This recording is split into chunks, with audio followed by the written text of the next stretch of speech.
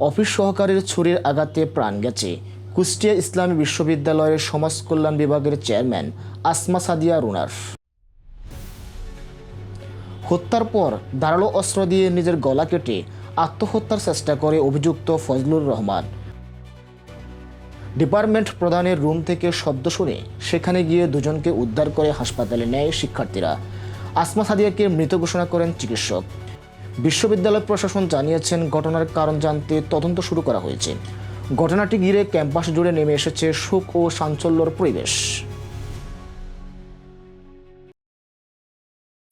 আজকে ইফতার পার্টি ছিল, অফিসের পরে গাড়ি যায় 3:30টায়, ওনার নিজের রুমেই অবস্থান করতেছিলেন। সাথে সাথে তাকে হসপিটালে পাঠানো হয়েছে, ওনাকে আগেই হসপিটালে পাঠানো হয়েছে এবং পুলিশ এসে ওনার যে রুম সেই রুম সিলগালা করে দিয়েছে। হয়েছে এটা আসলে আমরা ব্যাখ্যা বিশ্লেষণ করছি। ওখানে যে সিসি ক্যামেরাগুলো আছে ওগুলো আমরা বিশ্লেষণ করছি। যারা প্রথম ওখানে ওই রুমে প্রবেশ করেছে আনসার সদস্য সহ তাদের বক্তব্য আমরা নিচ্ছি।